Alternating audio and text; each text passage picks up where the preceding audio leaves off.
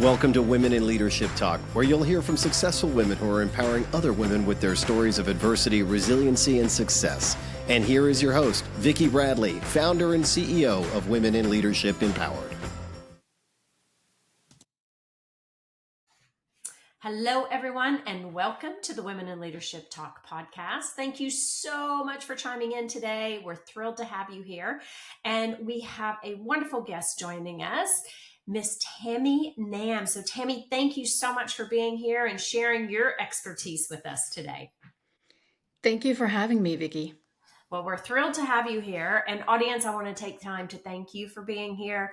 We know you have busy schedules and, being able to chime into these podcasts make just the world of difference to us. And if you can just give us a review, let us know how we're doing, let us know what topics you'd like to hear more about. We'd love to hear from you. So let me give you a little insight to Tammy so that you understand why I've invited her on the show today. So Tammy is the CEO and board member of Creatopy. Had to practice this a couple times. I know. Which I think that's great because it's all about creativity, right? And Yes. Tammy is, they're focused on an AI-powered digital ads platform. With 30 years of experience scaling global tech startups, she previously served as the COO and CMO at PixArt, guiding it to profitability, unicorn status, and international expansion. She's also held prior roles, which include CEO and CMO of Vicki, acquired by Rakuten, and marketing leadership positions at Scribd and Slide, which were acquired by Google. As an investor and advisor, she's worked with numerous brands, including Akamai, Visa, and Starbucks. Tammy, you have quite the resume. Oh, thank you. Well, and I'm excited to just really jump in here and talk about everything's moving so fast, right? And I love having women in technology joining me and just really understanding how you're shaping the future. I was reading earlier, there was something popped up in my feed and it was saying, if you're just using Chat GPT and you're over 40, you're getting left behind. You better get on board with what's happening. So I was thrilled to have you join me today. So let's jump in and talk about why you do what you do. Great. Actually, early in my career, I actually had a little bit of a crisis of faith. I studied economics and journalism when I was in college, but what I really wanted to do when I was young was to change the world through investigative journalism. So I thought that's what I'm going to do for the rest of my life. And it was just sort of circumstance that I stumbled into the world of high tech, and I started in that career through marketing. But in the first, I would say maybe 5 years of my career, I had that little crisis of faith, and I was thinking, what am I doing with my life? Why am I doing this? I should be doing something that's really going to be positively impacting the world. And one of my mentors, this is why I'm telling you this story. I will answer your question in a second. I love it. One of my mentors told me, the best thing that you can do for the world is to do what you're really great at. Yeah. And that was such a mindset shift for me because I realized that I actually really love doing this.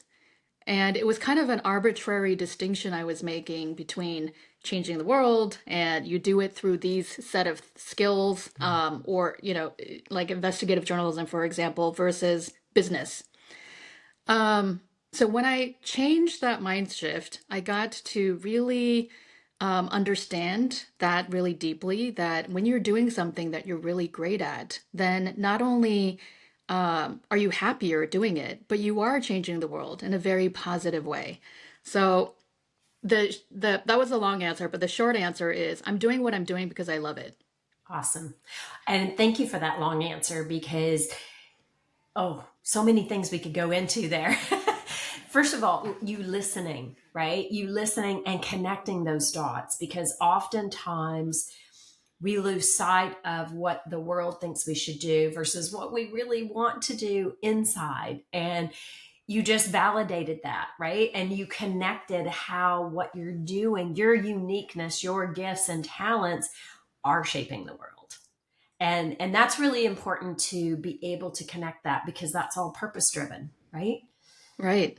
Yeah. And so tell us about, like, I mean, AI is blowing up everything, right? Everything is moving so fast. And so why that? Why the digital aspect of, working and moving from journalism? And how are you using journalism or the skills that you have acquired to help you in shaping these startups? Uh, Gosh, when people ask me, I mean, what keeps you up at night? I always say it's the speed of business. It's not Mhm. competition. It's not anything else. It's really the speed of business. And nowhere is that true than in AI today.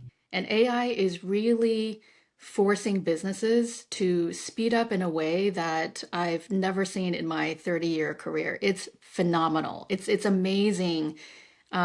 This point of history that we are right now.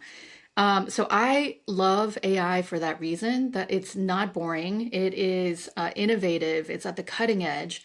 So that's why I got into technology in the first place, Mhm. is because it's an industry that attracts really amazingly smart people doing crazy innovative things. And AI happens to be the latest version of that. And it truly is game changing. It's phenomenal what's going on right now. And I'm not sure, did I answer your question though? I think were asking a different question. No.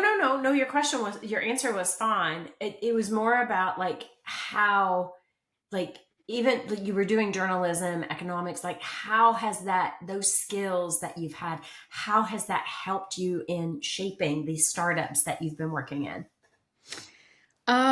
I think one of the skills that I learned as a journalist was really as a storyteller, Hmm. taking very complex concepts and distilling it down in a way that anyone can understand. And that is a skill that's important for, I mean, definitely for CEOs, but anyone in business really, because when you're trying to convince your customers, the market, anyone even internally for projects, to do what you want them to do, you really have to explain things in a way that's very compelling for them. So I think that's it's a often underutilized and under championed skill that is Hmm. very important in business in general. Hmm. So that's one of the throughputs I think that I've tried to apply in business, even since my very early journalism days. Yeah. I love that. I love what you just shared there, because I would say that's true in all aspects of our life, right? Because people relate to stories. They relate to analogies or metaphors, and when you have that skill, when you have that gift of being able to tell a story or paint that picture for someone, it helps them immerse themselves into understanding, but also seeing that vision. So I love that. And so, I think let's talk a little bit about startups. Just, I want to kind of, I'm gonna, that guide that's, computers for dummies, or this, this is startup for dummies for me. So let's talk a little bit about when you're going through a startup, how do you distinguish the differences between, like, different rounds that you're in to raise capital, right? We talked about seed rounds or series A. So maybe just do a little bit of education for our audience on what that looks like when you're in a startup. And then you also mentioned unicorn status. Right, right. Um, there was some noise in the background. Sorry about that. That's okay. Um, yeah, so the round size or the round phase varies quite a bit. It goes, as you said, from seed to Series A to Series B, C, and so on. It really varies on multiple key factors. So it might include the purpose of that investment round, Mhm. the type of investors, the check size, revenue stage. So, for example, in the seed stage, you might get the purpose would be to validate an idea, build an MVP of a product. Minimum viable product is MVP. You might want to test a product market fit.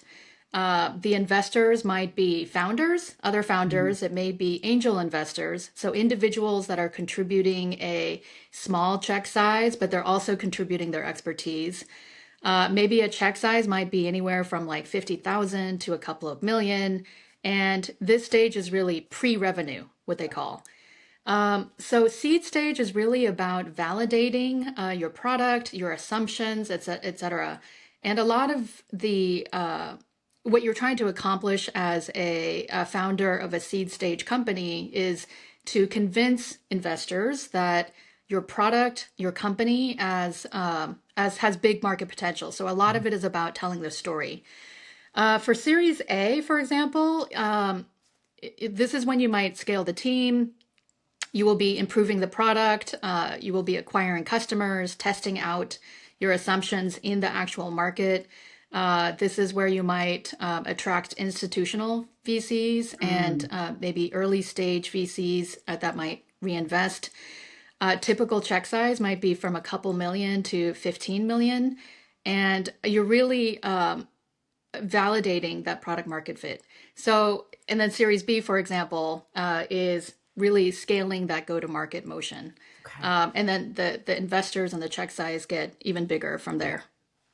Love that. Love that. And I think that's great because not everybody works in the startup space, right? And so you hear certain buzzwords that get thrown out. And so you want to make sure you understand that. And so when I was reading your profile, we talked about you got, company to unicorn status. So maybe just talk a little bit about that, and then we're gonna move into more about you. The concept of unicorn status is getting a company to a valuation of 1 billion or more. So the startup is valued at 1 billion or more.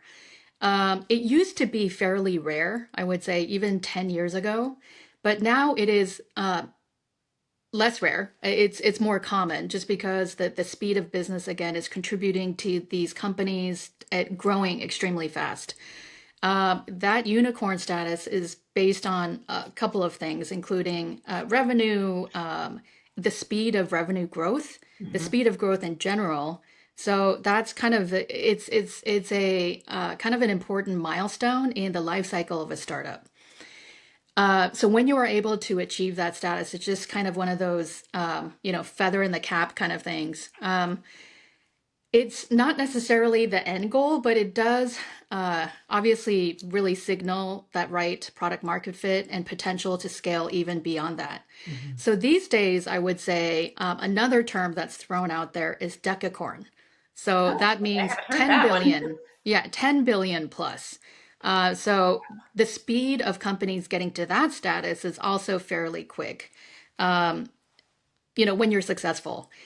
And AI is also speeding that up as well. Wow. So congratulations on getting a Pixar, right? Like you got them to that unicorn status, and that's pretty substantial. So congratulations to you. So Tammy, if people are, thinking about, I want to start a startup, right? And you're looking at scaling, we'll take that as an example. Like, I know that's super important from an investor perspective that, you got to be able to efficiently show, how you're attaining those customers, but also how you're scaling at speed.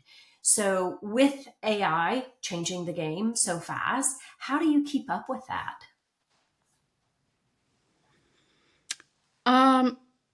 Well, it's probably a couple of things. It's important to be a generalist, right? So I would say, especially these days, there was this really great quote from the CEO of Gamma who said, "The future belongs to tiny teams of extraordinary people." Oh, I love that.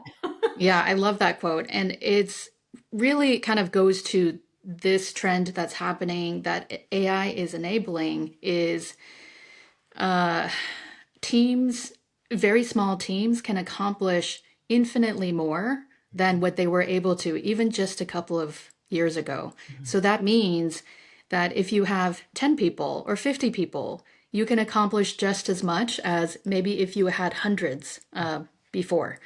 So that really means that the people that you hire, especially early on, need to be very good at being generalists.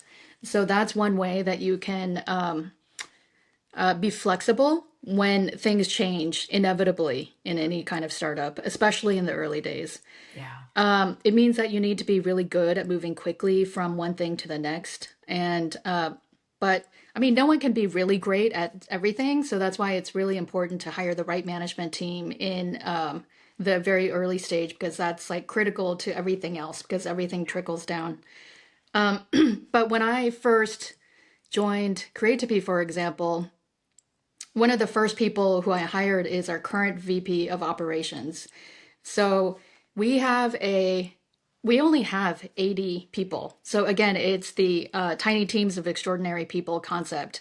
And we're accomplishing amazing things. So we're able to close customers like AstraZeneca and these massive enterprise customers with 80 employees. Wow. And one of the reasons why is because of this. And so when I first joined, one of the first people who I recruited to join me is our current VP of Ops. And for an 80-person company, you don't necessarily need a VP of Ops, but the reason why I brought him on is because he is an amazing generalist. So he was able to come in and he was able to do 10 different things amazingly well.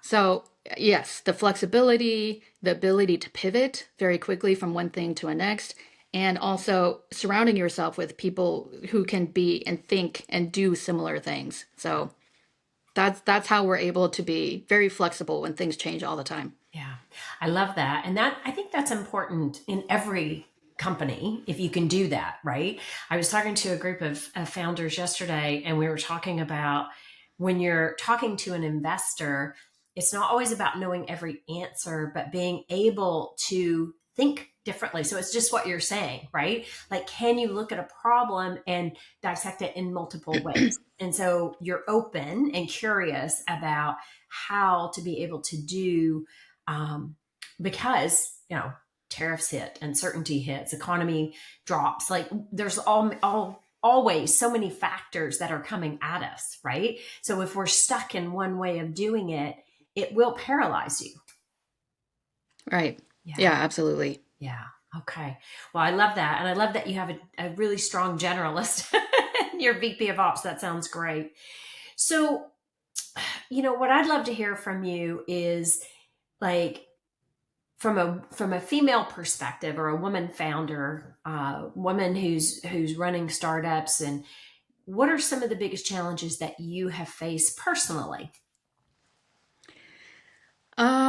I think one of the reasons why I love tech industry so much is that it is such a great equalizer in general. So because it's so innovative an industry, the industry can't afford to make decisions based on gender or where you come from. It really is mostly about are you really good at the job? And if you're not, then it will be very obvious very quickly. That being said, I have experienced situations where I was, for example, when a couple of companies ago, my company was acquired by Rakuten, which is a Japanese e-commerce giant. And Rakuten had each quarter all of the executives in the Rakuten corporation, as well as the CEOs of all their portfolio companies or the subsidiary companies, would gather together once a quarter in Japan and do these business planning sessions.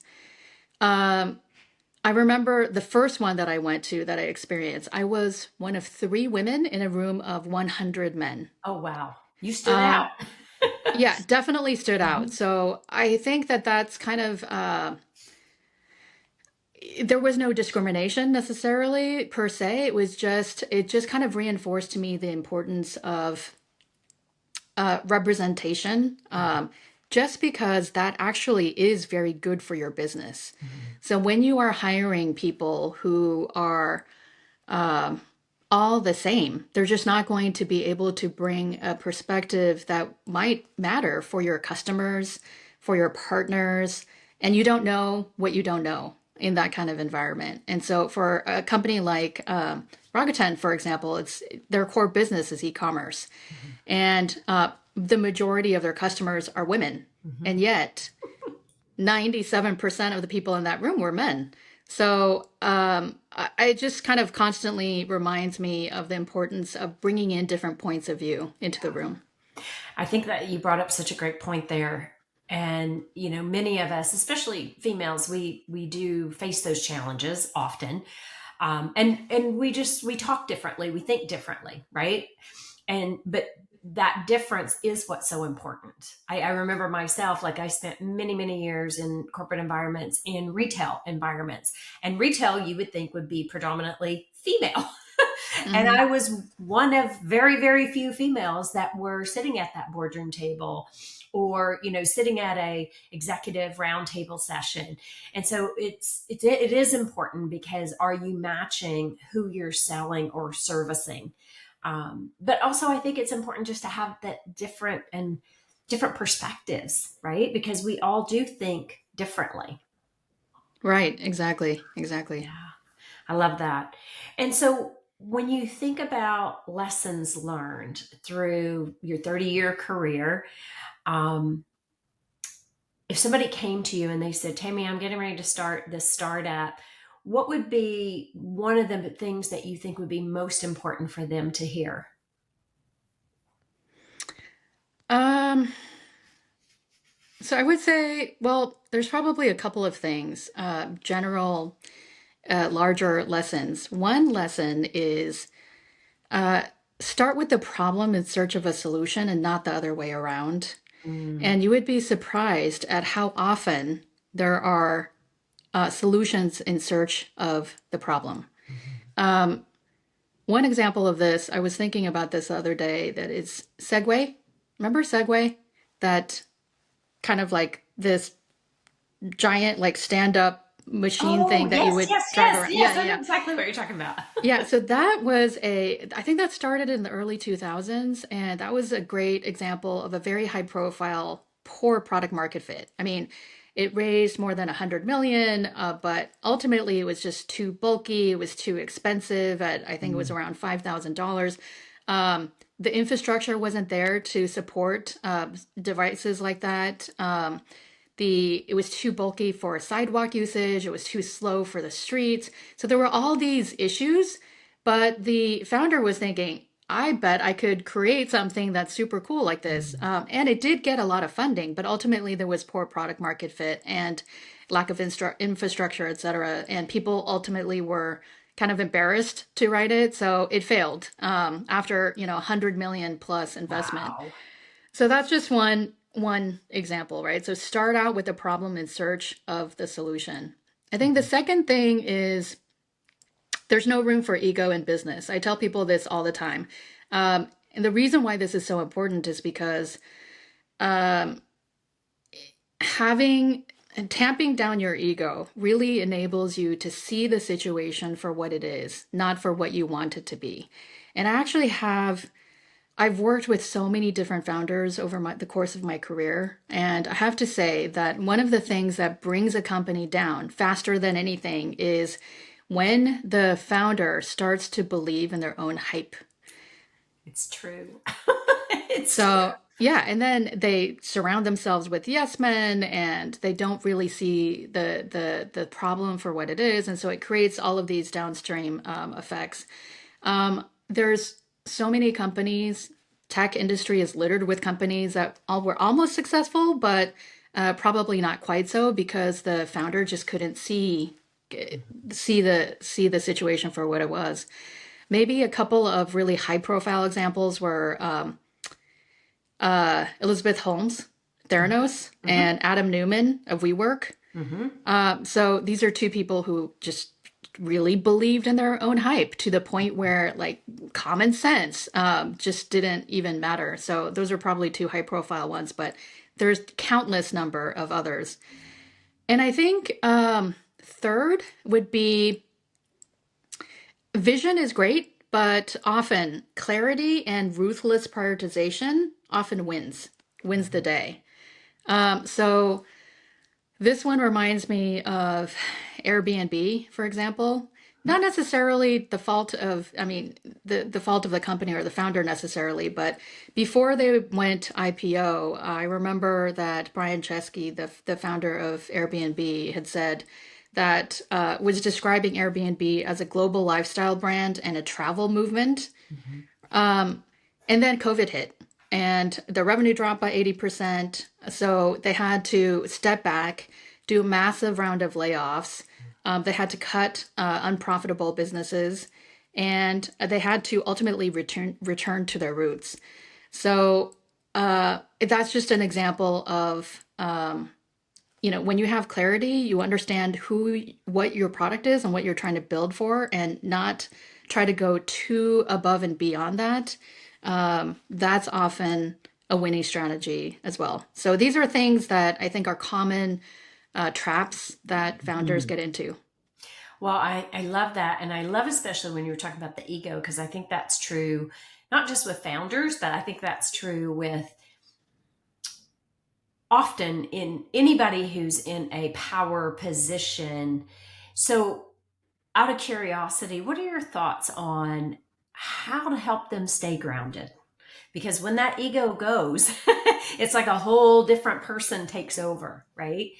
And so, how do you maintain? I mean, because there is that one part where it's like your passion and your enthusiasm for that product or that solve is like you're just so excited about it. But you're right. Like sometimes it becomes, it's not rational after a while. So how do you stay grounded in that? I think it's important to foster a culture of debate, healthy Mhm. debate in a company. So really let people know, especially your management team, know that debate is encouraged and not frowned on, so that it just creates an environment where people are coming up with problems. They feel free to bring issues to you rather than scared to do that. So I think Mhm. that culture is super important. Hiring the right people around you who are not going to be yes men. I think that's important. This also reminds me of a story that Simon Sinek Love tells. him. Yeah, so he tells this story about I think it was the former Secretary of Transportation. So the Secretary of Transportation, he's in this job. He's invited to a conference, and in this conference, the logistics of which he's super impressed. So when he's at the airport, he gets a private car. He gets driven to the airport. Gets served coffee in china cups, and it's just white glove service. People shepherding him around through the whole venue, the whole 9 yards. So the next year, and he gives this talk, the next year he's invited to the exact same conference, but he's no longer Secretary of Transportation. Mhm. Here, he has to take his own Uber from the airport to the venue. He has to get his own coffee in styrofoam cups, and no one is shepherding him around. And his lesson after the 2 subsequent years, but very different experiences, was people are reacting to the role that you're playing, not you. Yeah. So it was just a lesson. I think that was just an example of, in my mind, just a really great lesson of don't believe in your own hype. Yeah. It's not about you. It's about Yeah. the function. Wow, that's a very powerful story. And thank you for sharing that. And that's so true, right? And, just being you, like that becomes even more important, right? Like sometimes we do lose sight of who we are and how we are. And so keeping that, you know, at the heart of what you do and how you're doing it, and knowing you can be replaced in a second, but also knowing that passion and that excitement is what brought you to where you are. Right. So that's a good balance. So Tammy, what's next for you? You've done incredible work in your 30 years. So what do you see on the horizon for you? Well, I am now CEO of Creatopy. Creatopy is a company that's really interesting. It stands at the convergence of AI and ad technology. And what Creatopy does is that it addresses a major pain point that marketers have of the managing ad campaigns right now. So my first order of business is to make sure that this company can be the best version of itself that it can be.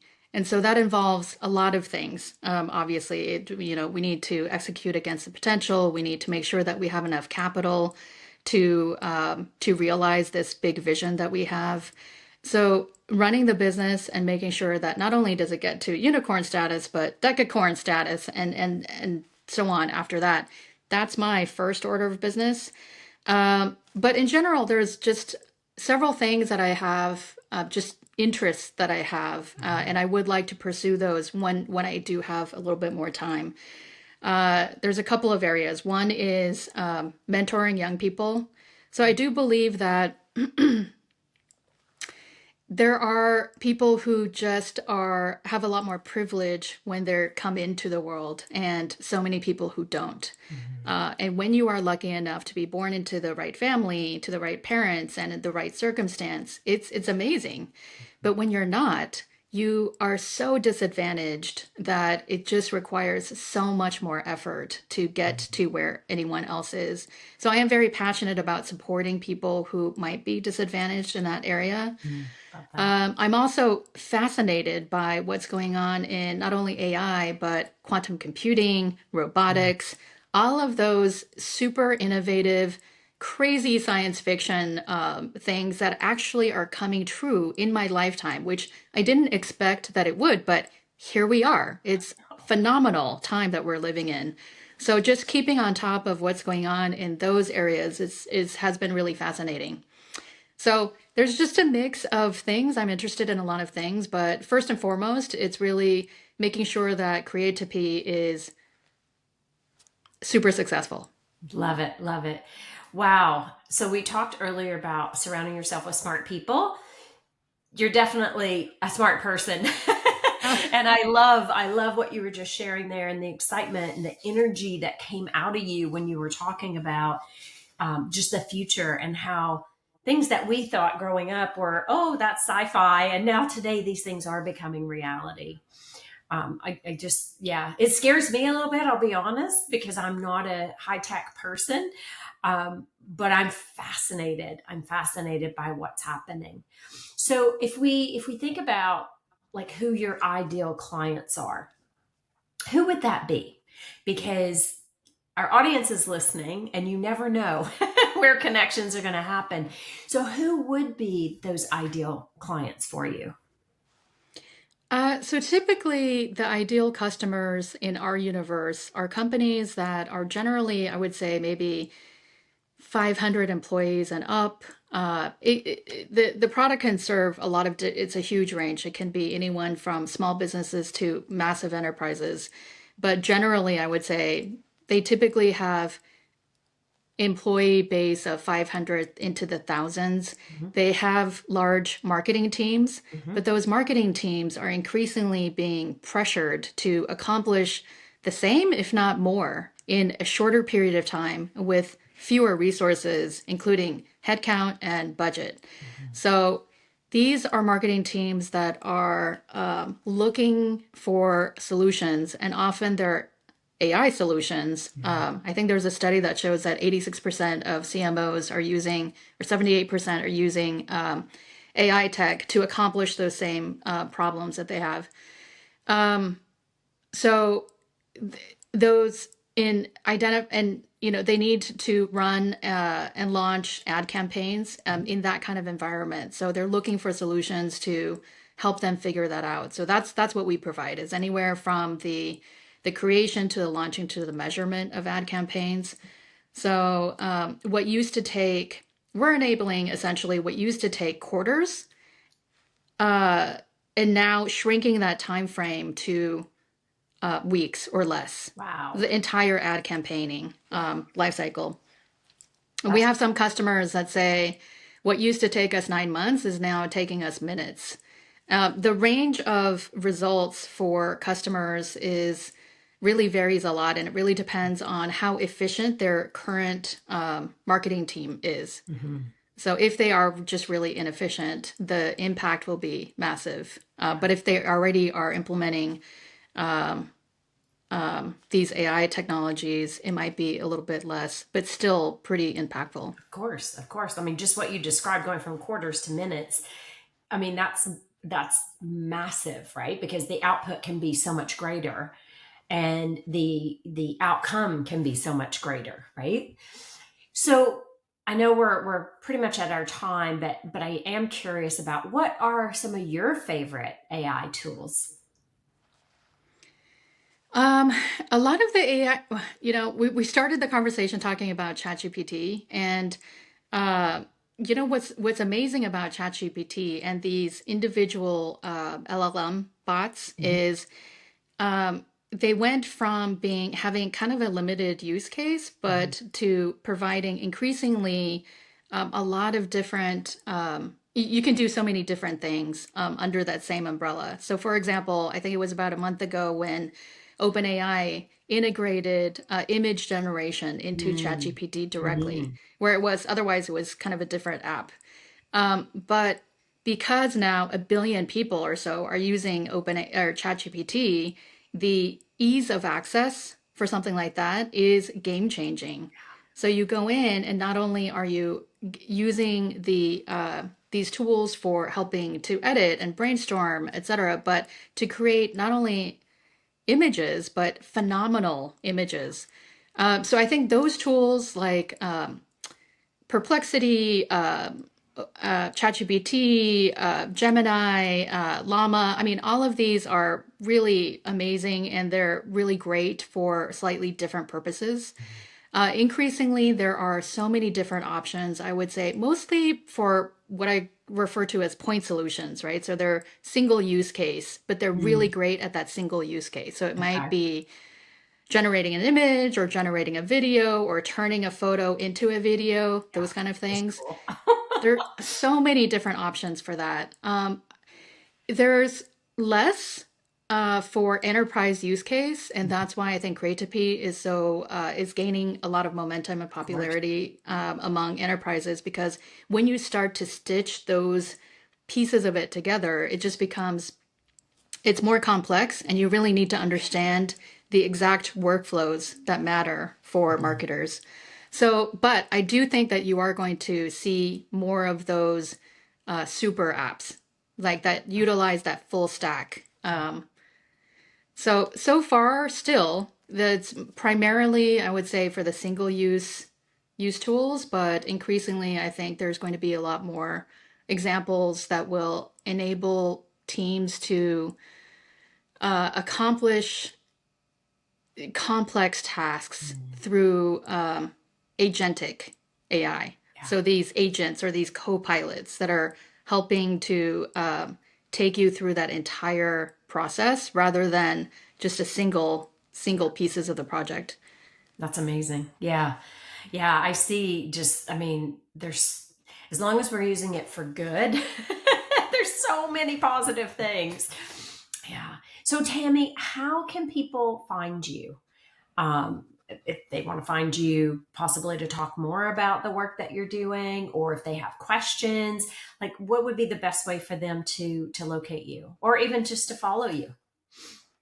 Probably the best platform is LinkedIn. So I'm Okay. on LinkedIn, and you can request a connection on LinkedIn or send me a message. I'm happy to reply.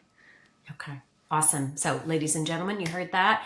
Tammy Nam, you can find her on LinkedIn. That's her favorite platform for for the social networking aspect.